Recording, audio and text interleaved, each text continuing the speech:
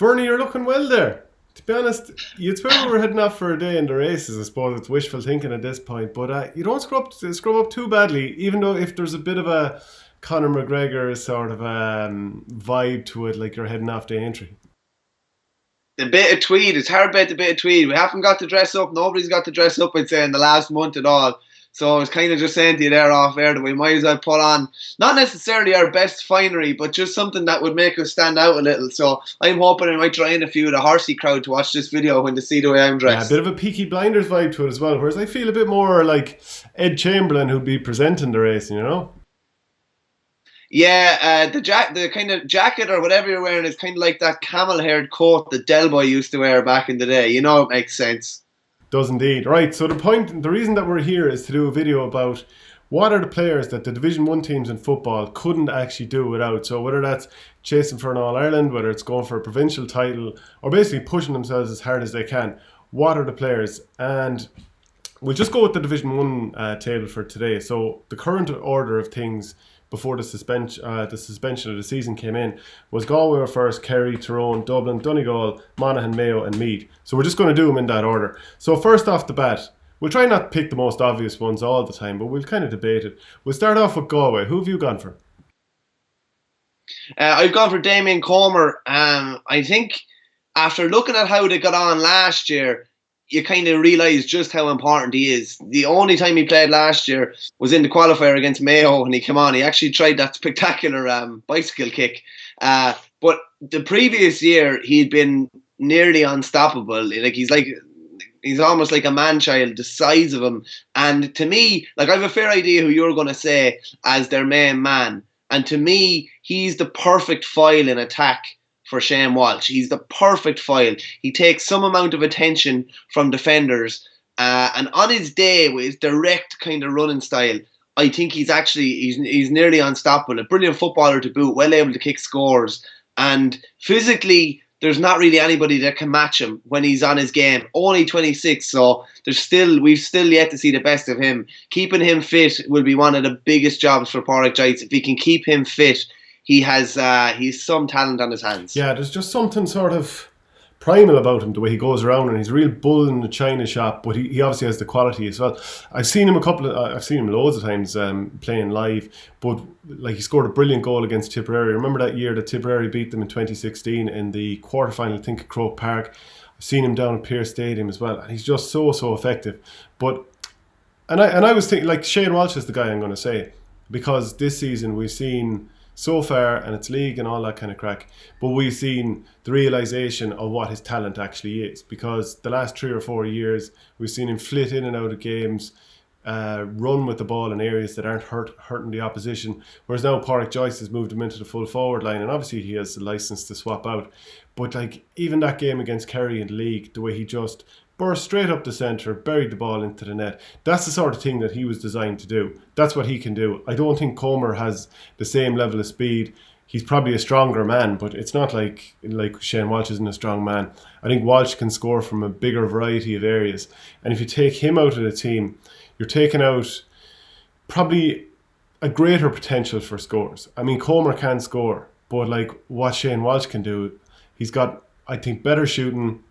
He's got more speed and he can kind of change direction a bit more. Whereas the other lad, yeah, he's brilliant, but just not quite to the same level. I was going to say Ian Burke, because I think he's unbelievable, and he's the sort of guy who, when so much attention goes on Shane Walsh and Damien Comer, this lad can go to town. In the same way that if James O'Donoghue is fit this year, there'll be so much attention on Gainey and David Clifford that you'd imagine Donoghue's going to make a bit more hay. So the same thing with Ian Burke. So is there any reason why you go with Comer ahead of Shane Walsh?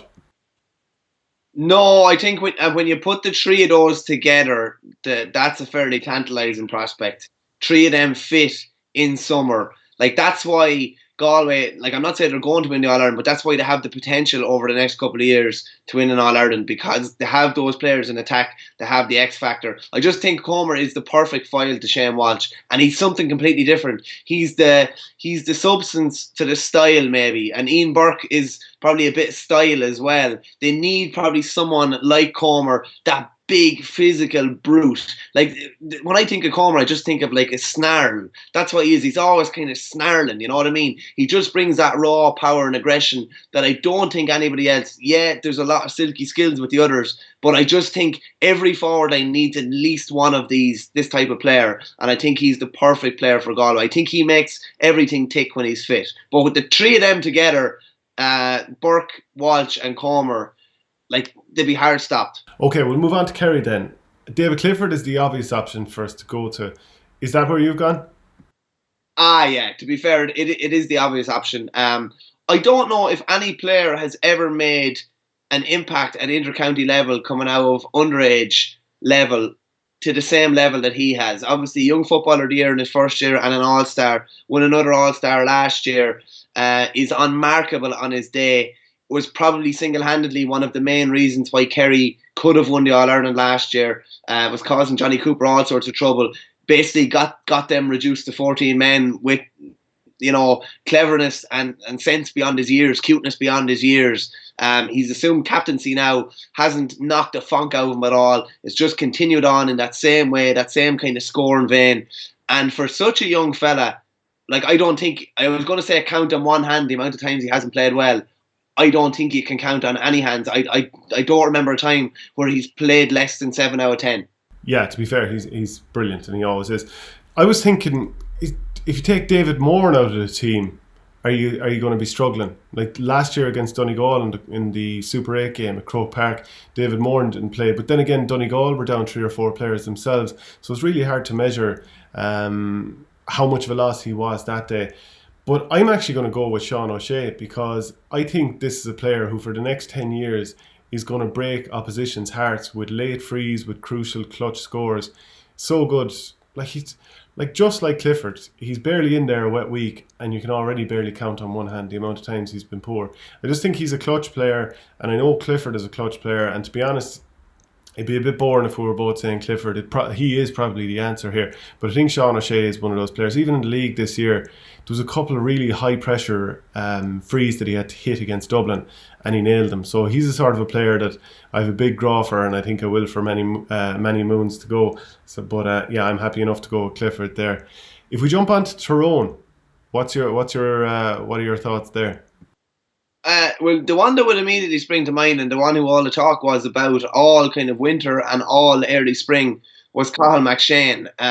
The way the championship's going to work out, or if it starts back in summer/autumn, there's a chance that he could be back. But he's not fit to play at the moment, and was probably will struggle if it starts back in July or something like that. July, August, he's supposed to be back around that time. That's when it's penciled in. He is the obvious one.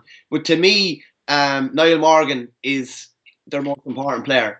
They're not blessed with unbelievable forwards, McShane aside, that are going to kill teams. So his ability from place balls is huge. As we saw in the league game against Dublin, like one of the main reasons that they were able to beat Dublin was he was just basically nailing all the place balls. This year, probably even more so than other years, seems to be offering even more from general play, getting out, trying to be an extra man, trying to draw lads so he can pass on to someone else and keep a move going. I just think he's gotten his game to an unbelievably high level. And for a team that don't have sharpshooters that are going to kill you, to have a keeper that can put over, high 90% probably free accuracy, and is going to be able to make those saves and going to be able to nail the kickouts when it matters most, I'd probably pick Niall Morgan. Yeah, he actually came to mind with me as well. Like four points against Dublin in that game in chronic conditions up in Omagh.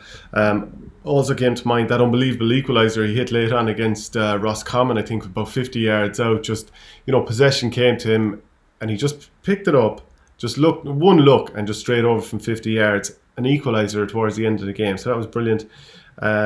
What else? He can attack from deep, bit like Graham Brody, Rory Beggan, players like this that can collect the ball from their own defence, overlap and kind of set the attacks going. So from that point of view, yeah, Peter Hart is somebody that I'm tempted to say, just because of his skill level and the fact that we've seen flashes of him playing inside, like in the inside forward line, that I've been impressed with, because when he's played against the big teams, the likes of John Small has completely shut him out of these games, because when he's roaming out there, it's not like he has electric pace.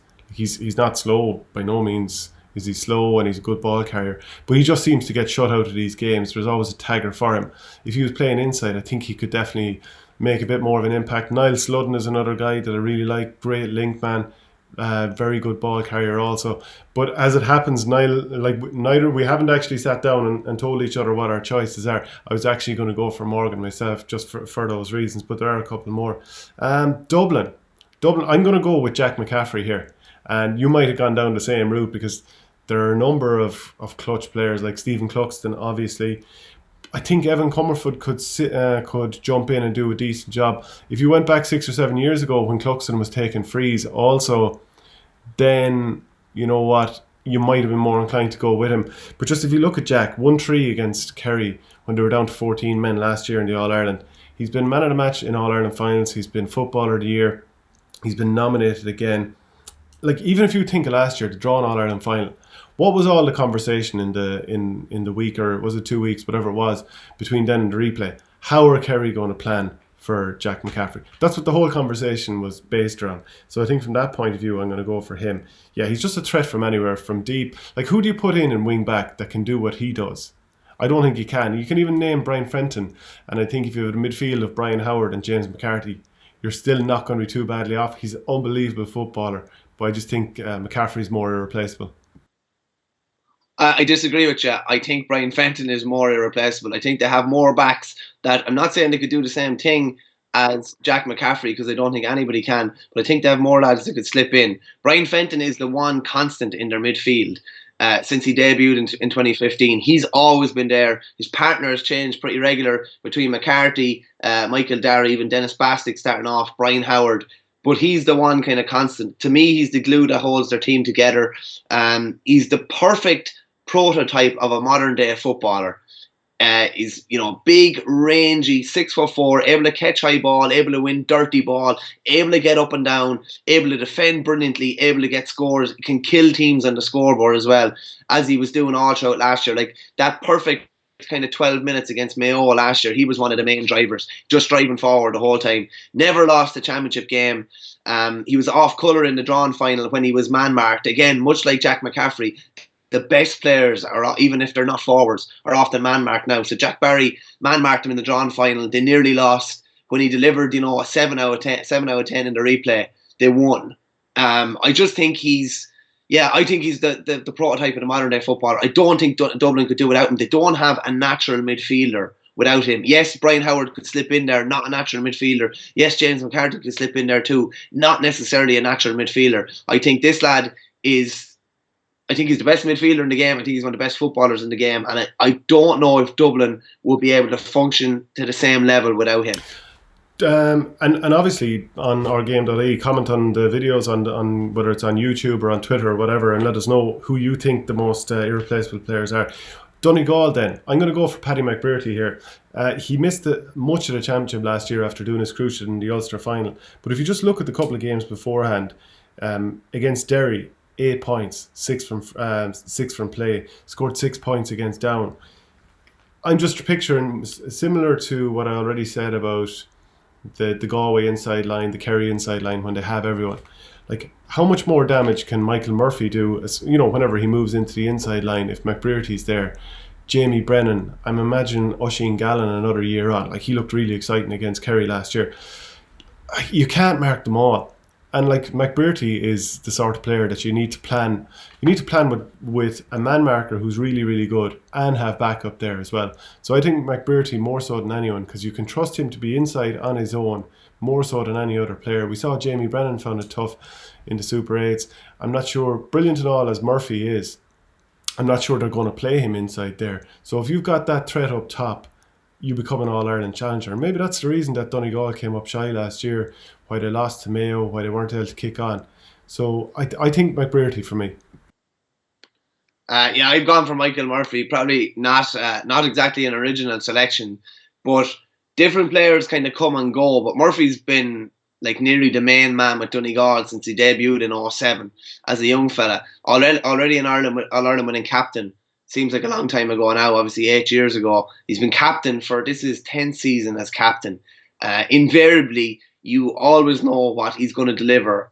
Small days, big days. He doesn't miss games from going back through the records as well. He just doesn't miss games. He's played nearly every game he could have possibly played, league and championship, over the last 10 years. Barney's had a major surgery or something like that. Also, last year was probably nearly his best season for Donegal. I would argue it probably was nearly his best season for Donegal.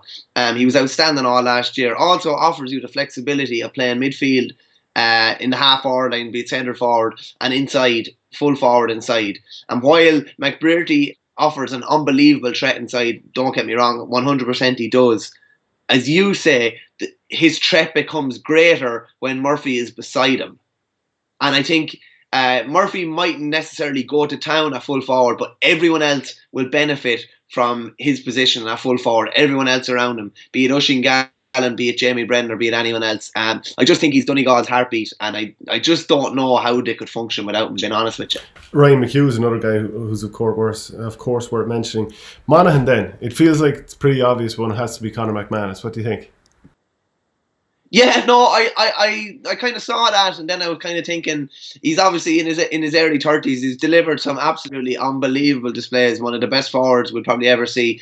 But just based on, you know, a couple of years ago and what I've seen already in this year's league, I think Niall Kearns looks like he could be definitely one of their most important players. Obviously had that heart surgery in recent years and totally scuppered his inter-county career last year. Has been absolutely unbelievable this year. Is, again, like Brian Fenton, is kind of like your prototype midfielder. Brilliant under high ball, brilliant at getting forward, can chip in with scores as well, can totally dominate games. Is that pivotal kind of link man. While McManus does a lot of don't get me wrong, McManus does a lot of the dirty work as well in the forward and gets double marked and all that kind of crack as well. But fellas like Niall Kearns allow him to flourish. I don't think Monaghan have had a really brilliant midfielder, not offhand anyway, since Dick Clerkin retired. And if Niall Kearns is fit, I think he totally fills that void and offers him so much. And he's looking like the form in early season of 2020. He's looking better than ever. And if they can keep him fit, the prospect of him dominating games in 2020 and beyond is hugely exciting for Banty and all the Farney army. Carl O'Connell is another one worth mentioning. Rory Began, of course. Conor McCarthy. But I wonder, would the likes of Conor McCarthy get as much room if Conor McManus wasn't fit? I can't see it not being McManus. He's still lean as a butcher's dog. I think he has another couple of years in him. He can score from absolutely anywhere. He would walk onto any team in Ireland. And I don't think anyone else you're going to name in that Monaghan team would walk onto any other team in Ireland. So that's why I go with him. We'll keep driving on. Mayo. Where are you coming from with Mayo? It comes with the caveat of he has to be fit and ready to go. But I think Dermot O'Connor has the potential to be their powerhouse. And when he has been their powerhouse. He was obviously captain in 2019. When he was fit, he was outstanding. I go back to the best individual performances I've seen, and we talked about this in the previous show, like one of the best individual performances in the face of huge adversity and everything going wrong around him was Dermot O'Connor in the Newbridge or Nowhere game against Kildare 2 years ago. I thought he was absolutely phenomenal. Has been a wing forward, has won a couple of young footballers of the year, slipped in at midfield at different stages as well, has that flexibility. He's just a proper athlete who can score at will if he gets the opportunities to. He kind of leads the line in the Mayo attack, and I just think when he's fit, they cannot. If he is fit, I think he's their best player when he's fit. That comes with the caveat of if he is fit, because he's had a good bit of injury trouble even at a relatively young age. But when he's fit, I think he makes them tick. I don't know. I think Footballer of the Year Lee Keegan from a couple of years ago might have something to say about that. The guy I'm going to go with is Paddy Durkin. Because you jump back to last year, Maurice Brosnan had a great tweet. He was like, Ryan McHugh, Shane Walsh, Jack McCaffrey, that Paddy Durkin had marked them all, held them all scoreless, and yet going in the other direction had scored 08 from play. All of that in championship. And sometimes I think Paddy Durkin, he's only been around a year or two. He's been there 4 or 5 years. He's played in a number of All-Ireland finals. I just think he's a brilliant player who can drive forward from the back. He's got the physicality. He's got the pace. There's nothing he doesn't have. And he's probably taken over the mantle from from Lee Keegan has been that driving force from the back line. And Keegan is still class, don't get me wrong. But he's an awful lot of mileage on the clock at this point. Some of the other defenders who led the line for years, they definitely have, and a few of them are probably no longer going to be on the team or be more of an impact sort of sub. So as far as I'm concerned, it has to be Paddy Durkin. And again, everyone else out there watching, let us know what you think. We'll finally jump on to Meath then. I kind of have a fancy for Pádraig Harnan here. He's obviously of good stock, and he's a hardy man coming from a farm. He's on the team there since I think 2013, and he captained Meath to a minor All-Ireland final, which they lost to Dublin, of course, in 2012. The thing I like about him is he's the one Meath back that I've watched in the past couple of years, and you might even extend this to the entire team, maybe take Cillian O'Sullivan out of it, but he's the one player who glides forward and actually looks like a Dublin back. He just moves so smooth. He's just fantastically fast, strong, athletic, has everything you want. So for me, it has to be Pádraig Harnan. Well, I don't know. There's been a glaring omission in your conversation there about lads that look like Dublin backs. To me, Donald Keoghan would make any team in the country. Dublin, Kerry, any team in the country. I've seen him probably 6 or 7 times in the flesh. He's never, any times I've ever seen him, he's never been below an 8 out of 10. He's outstanding consistency since he came on the scene in 2012.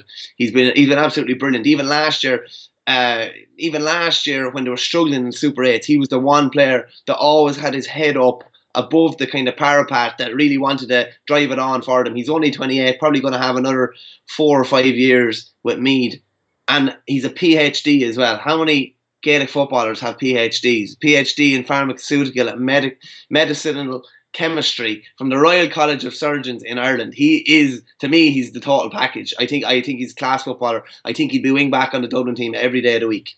Yeah, Michael Fitzsimons is a doctor, and so is Jack McCaffrey. So there's a few of them around. At the same time, the flying doctors. Imagine having 3 doctors in the one defence. Jeez, that'd be something going now. Yeah, so and I was even thinking Harnan last year. I watched him against Clare in the qualifier down in Portlaoise. Helped set up a goal, bursting forward from the back line. But anyway, that's our choices. So let us know yours. And looking well, Verney. We'll do it again. Looking forward to heading off to the races for the day now.